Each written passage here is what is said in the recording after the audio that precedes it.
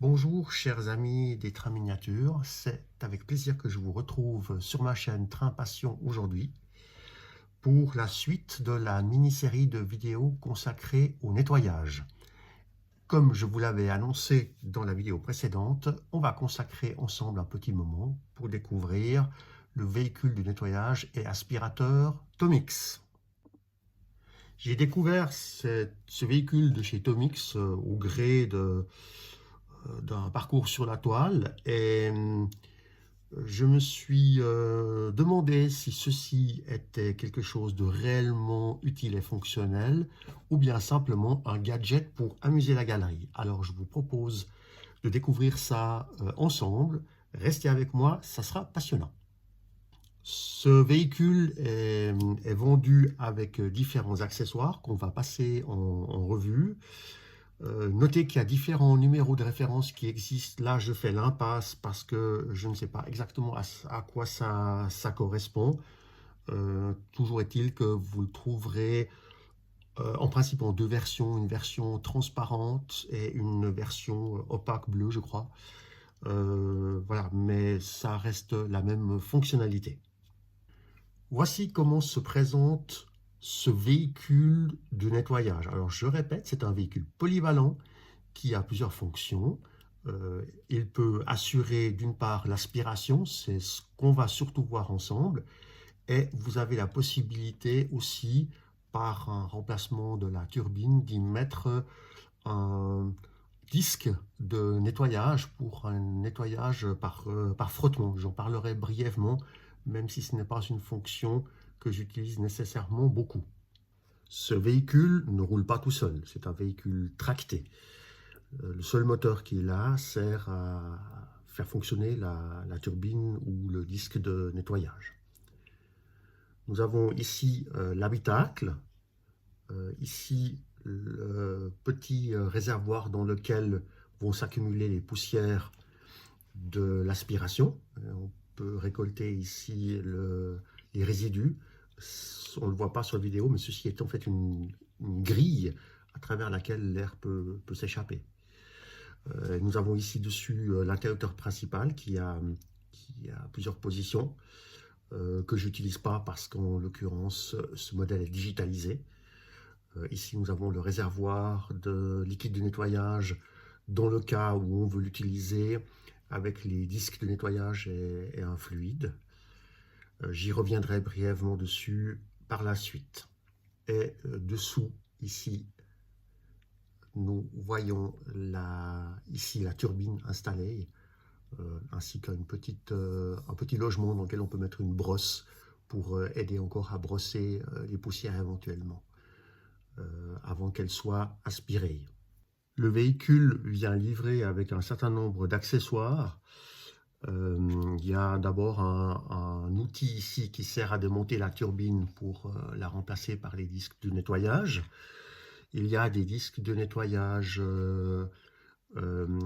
ici en toile pour un nettoyage humide avec le liquide, ou un disque qui est recouvert d'un papier abrasif. Alors attention, moi je n'ai jamais utilisé ces disques-là, j'en parlerai brièvement parce que ça me paraît être une solution un tout petit peu, comment dire, extrême.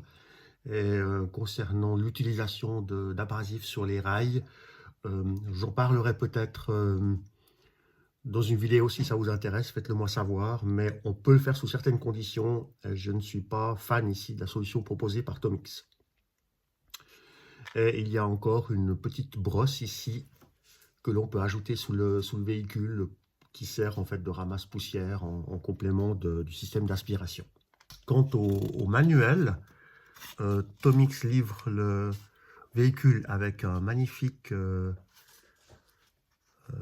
manuel bien détaillé mais écrit en japonais.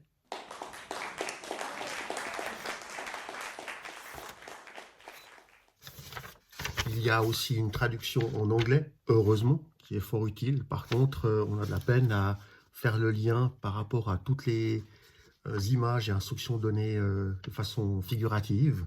Enfin, suivant où on l'achète, on peut avoir cette traduction en allemand avec des images à peine lisibles. Donc, concernant les instructions, je ne vais pas pouvoir donner un bon point au fabricant parce que c'est un peu galère. Voilà, je pense qu'on peut faire mieux et c'est certainement pas très cher de faire quelque chose, au moins en anglais, qui soit complet. Voilà, c'est comme ça, on se débrouille et puis en général, on arrive à trouver les solutions. Sachez encore qu'on trouve des platines de remplacement pour digitaliser ce véhicule et le décodeur se situe ici. Peut-être qu'on arrive juste à le voir à travers le plastique à l'extrémité du véhicule. Donc, il faut un décodeur évidemment relativement petit, mais bon, on est dans du N. De toute façon, on a l'habitude d'avoir des tout petits circuits quand il le faut. Alors ici, le véhicule est équipé de la turbine d'aspiration qu'on voit ici. Voilà, j'essaie de me rapprocher un peu de la caméra. Et cette turbine, on peut justement l'enlever pour la remplacer par les disques. Alors, ça se passe de façon assez simple. On se munit de cet outil d'extraction ici, que l'on va glisser dans la turbine. Voilà. Et après, une traction maîtrisée, voilà, on arrive à enlever la turbine et y mettre à la place un des disques de nettoyage.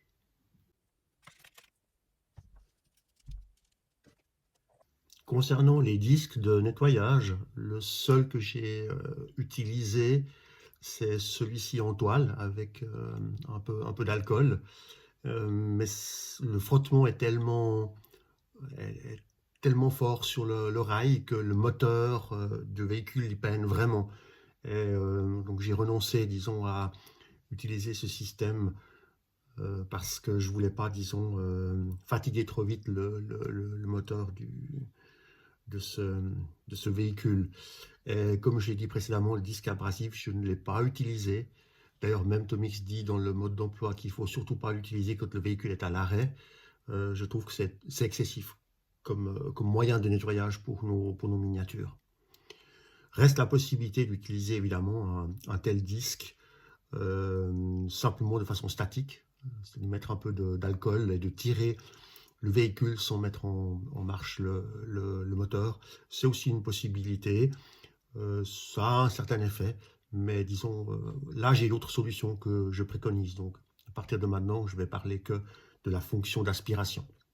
Encore un point avant de passer à la démonstration. J'avais évoqué ici le petit réservoir pour un liquide de nettoyage.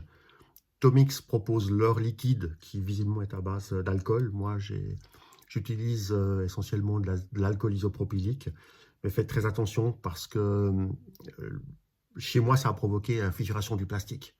Alors que je fais toujours des essais et d'habitude, je n'ai pas du tout de problème avec l'isopropanol. Mais bon, c'est un plastique particulièrement fragile et probablement des tensions résiduelles dues au moulage l'ont rendu très très sensible. Alors, je reste un tout petit peu, disons, réservé quant à l'utilisation de liquide avec ce véhicule. De toute façon, disons, ça intervient que pour le nettoyage avec les disques. Et comme je vous l'ai déjà dit, je préconise d'autres solutions dans ce cas-là.